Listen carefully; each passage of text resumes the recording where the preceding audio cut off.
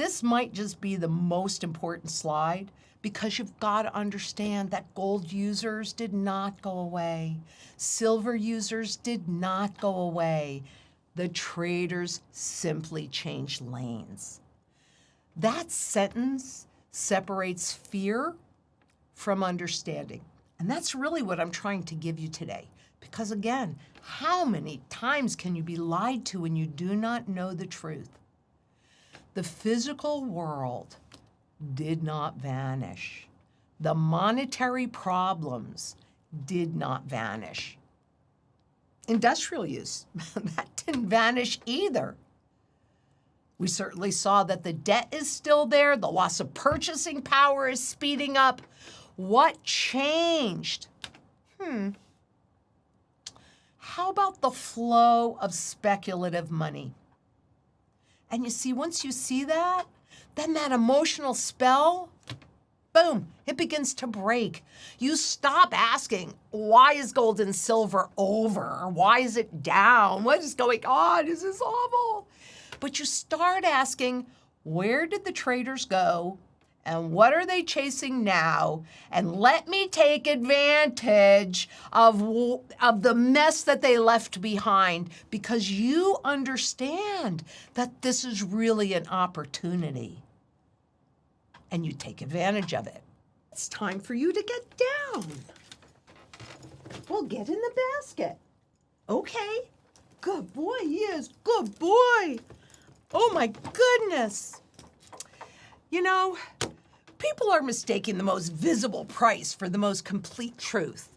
But, you know, honestly, the screen price is a leveraged liquidity price.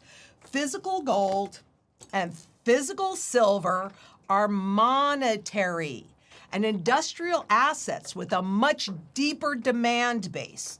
Traders changed lanes. The metal users did not. So I want you to know that this is not about pretending that contract price does not matter. It matters because it's the loudest voice in the room. But like the Wizard of Oz, the loudest voice is not always the real source of power. So to understand why gold and silver are falling on the screen or volatile on the screen, we have to pull back that curtain and look at the mechanism behind the price. Because behind the curtain are leverage contracts, liquidity flows, margin pressure, risk on rotation, and capital chasing the next speculative story. But frankly, once we pull back the curtain, we see something important. And I tell you this all the time. Those gold users, those 33 different global gold users, did not disappear, nor did the silver users. The debt did not disappear, and the currency problem did not disappear, regardless of what the spot markets say. So this is the question that I get all the time. Why are gold and silver falling? It was fun on the way up, not so fun on the way down. But everybody who owns gold or silver has been asking this question lately. I mean, you look at the screen, you see red, you see the spot price falling or rising, and something inside you say, oh God, did I get this wrong? Is the value disappearing? That, my friends, is the emotional trap, because most people have been trained to believe that the screen price is the truth, the whole truth, and nothing but the truth. But today, I want to show you, and the truth, and I want to help you slow that reaction down. Because after all, how many times can you be lied to when you do not know the truth? So before we let fear make the decision for us, we need to ask a better question. Are gold and silver falling because their purpose has disappeared? Or are we watching a temporary contract market move being mistaken for permanent truth? because the contract price, it's the loudest price, no doubt about it. And it flashes on every screen. And they don't say spot gold contract or spot silver contract. They say gold, they say silver. And it moves every second. It gets quoted on financial television as gold and silver. And it becomes the number people emotionally react to. And like I said, it's fun when it's going up. It's not so fun when it's coming down, but that is a trade. And loud does not always mean complete. In The Wizard of Oz, the wizard's voice was loud. It shook the room. It demanded attention. But that's what we're going to talk about today. We are not pretending the contract price does not matter. It does because you care about it. But we are going to pull back that curtain and ask what is actually moving this price. Because there are two markets that people often mistake. The one market is tied to central banks, factories, mints, refineries, solar panels, electronics, defense system, jewelry, private savings, and long-term wealth protection. The other is tied to contracts and promises and are all counterparty risk. And when people collapse these two markets into one, they become vulnerable to fear. So this is the heart of the presentation. One market trades in one place and the other trades in the other. So let's take a look at those. Because in the physical world, that market trades everywhere. So let's look at the contract market first, because this is where traders express options, hedge risk, chase momentum, use leverage, meet margin calls, and move in herds. It is not evil. Well, maybe it's a little evil. But it is not completely irrelevant. However, you really do need to see what's going. Toto. Oh, Toto's cousin. But this is where. So let's just take a look at it because it's not the same as physical ownership. A contract can represent gold or silver exposure without requiring the trader to ever frankly touch gold or silver. And you know me, if you don't hold it, you don't own it. I like it in physical form. And that means that the contract price can be pushed around by forces that have very little to do with whether physical users still need the metal or not. This is the first part of the curtain.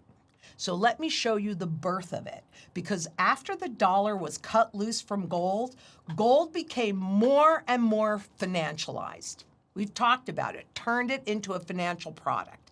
It moved from being the monetary anchor behind the system to becoming a trade, a screen price, a futures contract, a financial instrument. That changed how people experienced gold. What you're looking at here is when they established in the 70s the spot gold contract. And what did they say about that? The impact of U.S. ownership will be the formation of a sizable gold futures market, but rather small demand for physical holding of gold. So when we went into that debt-based system, they started to take the gold out of the system. It's still at the base. Central banks absolutely still buy it. But the price became the story.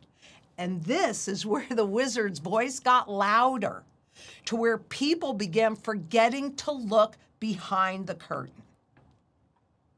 This might be, I don't know, one of the most important slides in the presentation, because in 1993, the great Sir Alan Greenspan, some of you are familiar with him, I hope everybody is, because he was the Fed chair for a very long time. And he was discussing market psychology and inflation expectations and the role of gold as a signal. And he talked about watching the bond market, the exchange markets, and gold as signs of what the market was feeling. Then he raised a question. What would happen if the Treasury sold some gold and the gold price broke? And his point was extraordinary. The gold price would no longer be only a thermometer of what's happening. It would affect the psychology itself. This is the Wizard of Oz moment. And frankly, Alan Greenspan was an amazing wizard. That loud voice on the screen is not just telling people what to think. It can shape how they feel. That's that perception management that we talk about all the time. Because once people have been trained to believe the screen price is the whole truth, then moving that screen price can move their confidence, their fear, their behavior. And that's why this distinction matters so much and why I talk about it all the time. That contract price, well, that may be loud, it may be powerful, but it's not the entire market. Now, let's just step away from the thermometer and look at the patient, the physical market, because they understand that gold's price was not just a measurement, that it was a psychological signal. And that means that the screen price is not just reporting emotion. It can create that emotion. But in the physical market, well, that has to be mined, refined, transported, vaulted, fabricated, delivered, held. Oh my goodness, so inconvenient. Give me that inconvenience, I'll take it. But it exists in the real world, and the people who use it, well, they're not traders, at least not all traders. They're central banks and nations and manufacturers and energy systems and medical companies and technology companies and investors and families and savers and on and on and on. So the physical market is not just a chart, it's a global web of need. And that need does not disappear just because the loudest price on the screen temporarily falls. Now, we know we've talked about this. Silver is not just a precious metal. It is a fuse. It is an indicator. It carries energy and it conducts electricity, and it sits right inside the technologies people now call the future. Solar, electronics, medical uses, defense systems, batteries, contacts, circuits, industrial applications. And unlike gold, much of the silver used by industry is consumed, dispersed, or made uneconomically. It's just not economic to recover it. So when people look at a falling silver contract and say, silver must not matter anymore, they're missing the physical reality. And that's what I don't want you to miss. The screen is moving. The world is still plugged in. And silver demand, poof? No. Take a look at this. This slide matters because it shows that the physical silver story did not vanish. Demand is not only still there, but it's growing. And so are the deficits. They're still part of this discussion. Industrial use is still part of the discussion and the build out of all of this AI infrastructure. And investment demand, frankly, that's still part of the discussion too. So when the contract price falls, the question should not be, did silver stop mattering? The better question is, did the physical silver market disappear? What's the answer? No. Did the industrial users walk away? No. Did the world stop electrifying? No. Then maybe, just maybe, the price move is telling us more about traders than about silver itself. Now, I know that gold is the world's anchor, and it plays a different role. So where silver is the fuse, gold is the anchor. And it's not primarily about electricity or technology. Gold, it's more about trust. It's about reserves, wealth, settlement, sovereignty, insurance, memory. Gold has been trusted across cultures, across borders, across wars, across currencies, and across political systems. That's one reason, a big reason, why central banks not only still hold it, but are vastly accumulating it. And that's why families still save it. That's why I save it. People can run back to gold when they stop trusting promises. And we're close to that. I've been showing you how those confidence levels are falling. The contract price, well, that can move. But gold's role as an anchor is so much deeper than one trading cycle.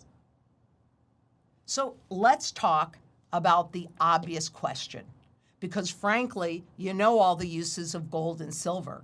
And if gold is really losing its monetary purpose, like they want you to believe this time is different, did central banks stop buying it? Nope. Central banks understand something that many retail investors forget. Gold is not someone else's liability. It is not a promise from a company or a bond from a government, and it's not just a digital entry. It's not a digital entry that depends on confidence in a system. Gold is held because when trust gets thin, gold stands firm. So when the screen tries to scare people out of gold, remember this, please. I'm getting chills. The largest monetary institutions in the world are not confused about what gold is. Take a look. They're not going away. They're buying more and more.